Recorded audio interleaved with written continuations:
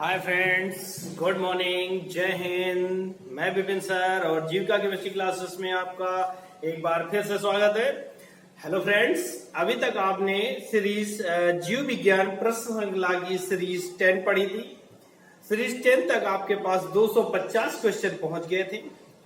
आज आप सीरीज 11 पढ़ने जा रहे हैं। सीरीज 11 जो कि आपको बायोलॉजी के बहुत अच्छे अच्छे क्वेश्चन, ऑब्जेक्टिव क्वेश्चन पढ़ाए जा रहे हैं। इसमें आप लोग वीडियो के अंत तक बने रहें और ध्यान से क्वेश्चंस को पढ़ें। केवल टिक नहीं लगाए जा रहे, क्वेश्चन को समझाया भी जा रहा है। आपकी अच्छी से अच्छी तैयारी कराई जा रही है, जो कि आपके आगे उज्जवल भविष्य के लिए, अर्थात आपकी प्रतियोगी परीक्षाओं के लिए, आपके जॉब के लिए, आपके जैसे कि NEET, TGT, PGT, SSC, railway, paramedical या फिर अदर कंपटीशन, ऑल कंपटीशन जो भी होते हैं, जो भी कंपटीशंस हैं, उन सब की तैयारी के लिए उन सब में बहुत अच्छे अच्छे क्वेश्चंस हैं, जो कि जनरल साइंस के सारे क्वेश्चंस आते हैं। तो आप लोगों से विनम्र निवेदन है कि हमारे वीडियो, हमारे चैनल को सब्सक्राइब करें, बेल आइकन को प्रेस करें, जिससे आपके पास सारे सीरीज के क्वेश्चंस आप तक बड़ी आसानी से पहुंचते हैं। ठीक है ना। और अगर आपको वीडियो पसंद आए तो लाइक करें, शेयर करें, और चैनल में अगर आप नए हैं तो चैनल को सब्सक्राइब करें, बेल आइकन को प्रेस करें, जिससे कि आपके पास सारे वीडियोस के नोटिफिकेशन आप तक सबसे पहले पहुंचते हैं। और अगर आपने बाकी की सीरीज नहीं देखी है तो आप क्या करेंगे, हमारे वीडियो, हमारे चैनल के प्लेलिस्ट पर जाएंगे, वहां पर सारे वीडियोस पहुंच जाएंगे। और अगर आपके छोटे भाई बहन हैं जो क्लास 11th या 12th में हैं, उनकी तैयारी के लिए भी आपके पास वीडियो डाले जा रहे हैं, जिससे आपकी भाई बहन भी तैयारी कर सकते हैं। ठीक है ना। तो आइए शुरू करते हैं series 11। Question number 251। Question number 251 क्या कह रहा है कि फेरोमोन्स पाए जाते हैं। देखिए भैया, फेरोमोन्स क्या होते हैं? फेरोमोन्स होते हैं सांकेतिक पदार्थ, ठीक है ना, जिसके द्वारा जीवधारी अपने एरिया का कवर करता है। और जैसे हम लोग नहीं होते कि अपने घर में बाउंड्री खिंचवा लेते हैं, तार बंधवा देते हैं, जिससे कि ये मेरी जगह है, मेरा प्लाट है, उसी तरह जीवधारी फेरोमोन्स का प्रयोग करते हैं। सॉरी। तो कह रहा फेरोमोन्स पाए जाते हैं, कीटों में होते हैं, सांपों में होते हैं, पक्षियों में होते हैं, या फिर चमगादड़ में पाए जाते हैं। तो आपको बताना है कि फेरोमोन्स किस में पाए जाते हैं? कीटों में, सांपों में, पक्षियों में, या फिर चमगादड़ में। तो आपका जवाब होगा फेरोमोन्स कीटों में पाए जाते हैं। ठीक है ना।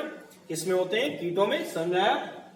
और अगला क्वेश्चन 252, फीताकृमी किस संघ का महत्वपूर्ण प्राणी है? ठीक है ना। फीताकृमी, इसको दूसरे नाम से टेपवर्म भी कहते हैं। ठीक है ना। क्या कहते हैं? टेपवर्म भी इसको कहा जाता है। फीताकृमी किस संघ का नाम है? तो देखिए, फीता रिबन मतलब होता है चपटा। ठीक है ना। क्या होता है? चपटा। तो ये उस संघ का प्राणी है जिस संघ में सारे चपटे जीवधारियों को रखा गया। ठीक है ना। तो यानी फ्लैट मतलब प्लेट जैसे, अर्थात तेरा एनिलिडा, इसमें रिंग वाले जीवधारी रखे गए जैसे केचुआ। एम्फीबिया में जल और थल में रहने वाले हैं। मोलस्का में कवच वाले प्राणी हैं, जैसे कि आपका घोंघा होता है। और प्लेटीहेल्मिन्थीज ऐसा है जो फ्लैट जंतुओं को रखा गया है। तो ये फीताकृमी जो है प्लेटीहेल्मिन्थीज संघ का प्राणी है। क्वेश्चन 253, निम्न तापक्रम पर किसी जंतु की प्रसुप्ति को कहते हैं? निम्न तापक्रम पर किसी जंतु की प्रसुप्ति को कहते हैं। ऐसा होता है शीत रुधिर वाले प्राणी जो होते हैं, कुछ समय के लिए सर्दियों वगैरह में शीतकालीन मौसम में चले जाते हैं। ठीक है ना। जैसे छिपकली होती है। छिपकली आपकी सर्दियों में बहुत कम मात्रा में दिखाई देती है और गर्मियों में बहुत ज्यादा मात्रा में दिखाई देती है। आजकल तो बहुत ज्यादा दिख रही है ना। तो प्रसुप्ति, इस अवस्था को प्रसुप्ति कहा जाता है। क्या कहते हैं? प्रसुप्ति। तो कह रहा है इस प्रसुप्ति काल को क्या कहा जाता है? रीजनरेशन कहते हैं, म्यूटेशन कहते हैं, हाइबरनेशन कहते हैं, अथवा फिर एस्टिवेशन कहते हैं। ठीक है ना। तो इसको हाइबरनेशन कहा जाता है। क्या कहते हैं? हाइबरनेशन इसको कहा जाता है। 254 निम्न में से किसका अधपका मांस खाने से फीताकृमि मनुष्य के शरीर में पहुंचता है? यानी ऐसा कौन सा जीवधारी है इनमें जिसके अधपके मांस को खाने से फीताकृमि हमारे शरीर में पहुंच जाता है? ठीक है ना। ये रोग जो है मांसाहारी लोगों में होता है जो मांस को खाते हैं। अब इनमें आपको पहचानना है कि कौन सा है, बकरी का होता है, भेड़ का होता है, गाय का होता है अथवा सुअर का। इनमें से किसका अधपका मांस खाने से फीताकृमि हमारे शरीर में पहुंचता है? तो आपका जवाब होगा सुअर का अधपका मांस खाने से फीताकृमि हमारे शरीर में पहुंचता है। 255 निम्न में से कौन विषैला सर्प नहीं है? करैत, पायथन, समुद्री सर्प, वाइपर। तो यहां पर जो है करैत भी विषैला होता है, समुद्री सर्प ऑलरेडी विषैले होते हैं, वाइपर भी विषैला होता है, और पायथन यानी अजगर होता है। ये किसी भी जीवधारी को पूरा पूरा निगल लेता है, लेकिन जो है इसमें विष ग्रंथियां नहीं पाई जाती और इसमें विष भी नहीं होता है। ठीक है ना। अगला, मनुष्य के शरीर में एंटमीबा हिस्टोलिटिका कहां पाया जाता है? देखिए ये संघ प्रोटोजोआ का प्राणी है और परजीवी प्राणी है, अंतः परजीवी प्राणी है जो हमारी बॉडी की आंत में रहता है और हमें अमीबी पेचिस नामक रोग देता है। अमीबी पेचिस नामक रोग देता है। तो ये कह रहा है कि कहां पर पाया जाता है? आंत में होता है, गले में होता है, आमाशय में होता है या फिर फेफड़ों में। तो ये जो है आंत में पाया जाता है। निम्न में से कौन कीट नहीं है? खटमल, मकड़ी, घरेलू मक्खी, मच्छर। आपको जवाब देना है। देखिए वैसे तो ये सब लगभग सभी कीट वर्ग में ही आते हैं, लेकिन मकड़ी नहीं आती है। क्यों नहीं आती? क्योंकि कीट वर्ग की विशेषता होती है कि इनमें 6 टांगे होते हैं, परंतु मकड़ी में 8 टांगे पाई जाती हैं, इसलिए इसे कीट वर्ग में सम्मिलित नहीं किया जाता। तो चलिए आगे चलते हैं क्वेश्चन नंबर 258 पर। चलिए क्वेश्चन नंबर 258 देखते हैं। पांडा भी उसी कुल का है जिसका, कुल मतलब फैमिली यानी किस ग्रुप में रखा गया है, जिसमें भालू को रखा गया है, बिल्ली को, कुत्ते को और खरगोश को। आपको बताना है कि पांडा किसके साथ रखा जा सकता है। ठीक है ना। तो पांडा जो है भालू के समथिंग प्राणी है, भालू के समान प्राणी है और इसे भालू के ग्रुप में रखा जा सकता है। नंबर 259 है। सर्प में मध्य कर्ण नहीं होता, वह ध्वनि ग्रहण करते हैं। सांपों में देखिए हमारे कान के 3 भाग होते हैं, बाह्य कर्ण, मध्य कर्ण और अंतःकर्ण। मध्य कर्ण का काम होता है सुनने का काम। ठीक है ना। लेकिन सर्पों में मध्य कर्ण नहीं पाया जाता है। क्लियर। तो वो किससे सुनते हैं, किसके द्वारा सुनते हैं? तो आपको बताना है सर्प में मध्य कर्ण नहीं होता, वह ध्वनि ग्रहण करते हैं जीभ से, मुंह से, त्वचा से, पैर से। तो देखो भैया पैर तो सर्पों में होते ही नहीं है, तो पैर से तो ध्वनि ग्रहण कर ही नहीं सकते। त्वचा से, मुंह से अथवा जीभ से। तो आपका आंसर होगा त्वचा से। 260 घरेलू मक्खी का लार्वा कहलाता है। घरेलू मक्खी जो अपने घर में होती है, वैसे मनुष्य जात की सबसे बड़ी दुश्मन घरेलू मक्खी होती है। मानव जाति की सबसे बड़ी दुश्मन घरेलू मक्खी होती है। ठीक है ना।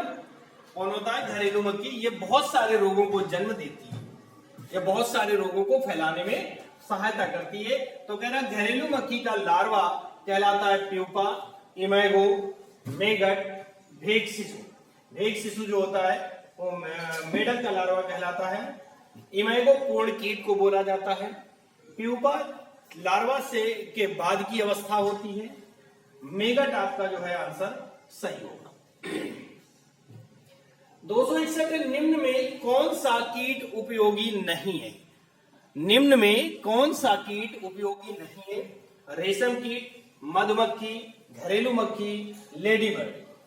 तो रेशम कीट, मधुमक्खी, हमने आपको बताया था अभी ऊपर वाले में कि घरेलू मक्खी हमारी सबसे बड़ी दुश्मन होती है, इसलिए घरेलू मक्खी उपयोगी नहीं है। बाद बाकी सारे कीट उपयोगी हैं, जिनसे हमें कुछ ना कुछ प्राप्त होता है। अमीबा में कूटपाद महत्वपूर्ण होते हैं भोजन ग्रहण करने के लिए, प्रचलन के लिए, भोजन व प्रचलन दोनों के लिए, आक्रमण के लिए। यानी अमीबा में जो कूटपाद बनते हैं उनका काम क्या होता है? भोजन ग्रहण करना, प्रचलन करना यानी एक स्थान मूवमेंट करना, एक स्थान से दूसरे स्थान को जाना। भोजन और प्रचलन दोनों कार्य करते हैं अथवा आक्रमण करते हैं तो कूटपाद का काम होता है भोजन भी ग्रहण करते हैं और प्रचलन अंग का कार्य भी करते हैं। 263 स्पंज के सिरे पर स्थित छिद्र, बड़ा छिद्र क्या कहलाता है? Ostia, osculum, radula, trachea. Sponge के शरीर में जो छोटे छिद्र होते हैं पूरी बॉडी में वो ऑस्टिया होते हैं, रेडुला नहीं होता है, ट्रैकिया श्वसन अंग है ये भी नहीं होता है, ऑस्कुलम कहलाता है स्पंज के, यानी यहां पर होता है, ऐसे स्पंज का शरीर होता है और यहाँ पे छोटे छोटे छिद्र होते हैं जिन्हें ऑस्टिया कहते हैं और इस छिद्र को ऑस्कुलम कहते हैं। शीत रक्तीय प्राणी हो सकता है, मछली है, छिपकली है, मेढक है, ये सभी शीत रक्तीय प्राणी कह रहा है, हो सकता है। कौन है? मछली है, छिपकली है, मेढक है। शीत रक्ति के बारे में हमने बताया था कि जिन जंतुओं का जो जंतु शीत रुधिर वाले प्राणी होते हैं वो सर्दियों में कहीं ना कहीं छिप जाते हैं। तो आपके मछली, छिपकली, मेढक ये तीनों ही शीत रक्तीय प्राणी होते हैं, अर्थात इसका आंसर होगा ये सही। ठीक है ना? इस तरह से आपके 264 क्वेश्चन कंप्लीट हो गए और आगे चलते हैं क्वेश्चन नंबर 265 पर।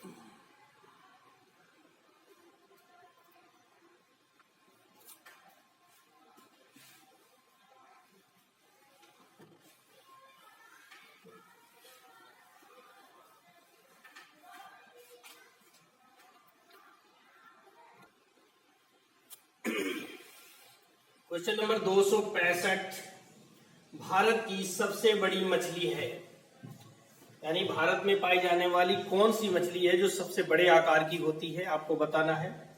Stone fish, whale shark, marlin या फिर हिल्सा। तो ये तो आप लोग जानते हैं, जग जाहिर बात है कि भैया व्हेल जो होती है वो सबसे बड़ी मछली है ना। तो व्हेल शार्क जो है वो भारत की सबसे बड़ी मछली मानी जाती है। 266 है, सिलेंट्रेटा संघ को अन्य किस नाम से जाना जाता है? सिलेंट्रेटा संघ को अन्य किस नाम से जाना जाता है ये आपको बताना है। प्रोटोजोआ है, पोरीफेरा है, निडेरिया है, एनिलिडा है।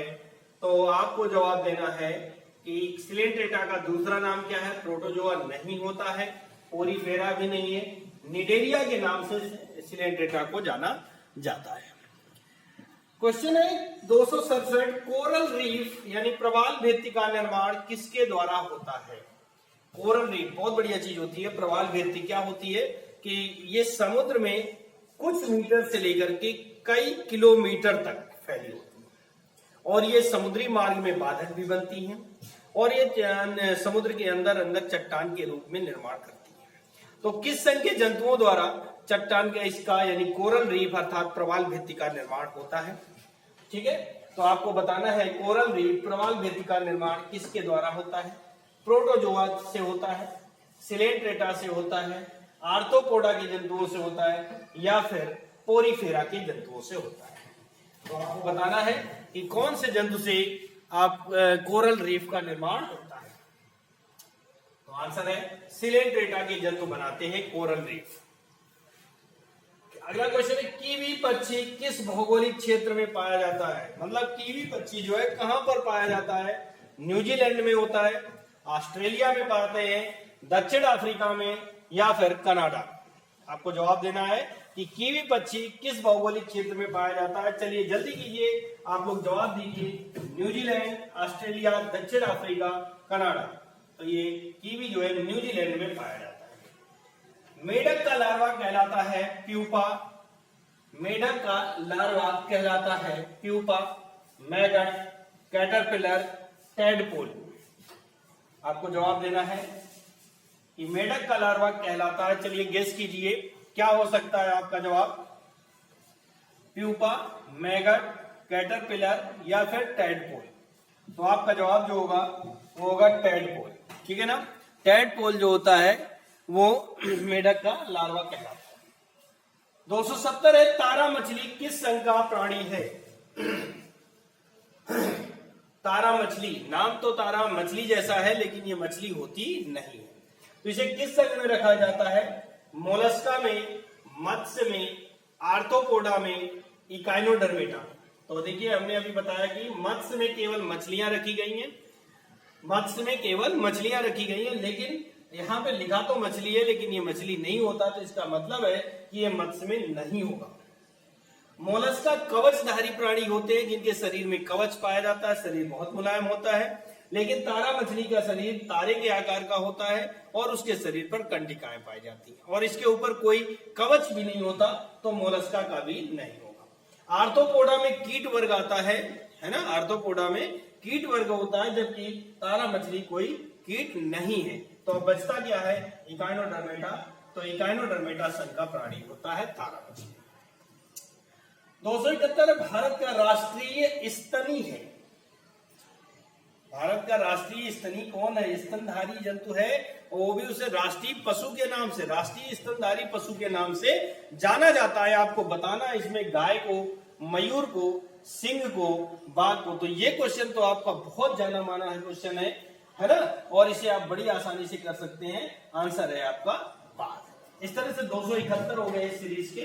4 क्वेश्चन और बचते हैं इस सीरीज में, अभी करवा दे रहा हूं। ठीक है ना, ये सब नोट कर लीजिएगा, क्वेश्चन बहुत अच्छे ढूंढ कर लाता हूं। ठीक है ना, वीडियो को देखिए, अंत तक देखते रहें और अपने प्रिपरेशन को, तैयारी को कंप्लीट करें। वीडियो पसंद आए तो लाइक और शेयर जरूर बनता है। अगर हम आपके लिए पसीना बहा रहे हैं तो एक लाइक और एक शेयर तो जरूर बनता है। चलिए आगे शुरू करते हैं। Question number 272।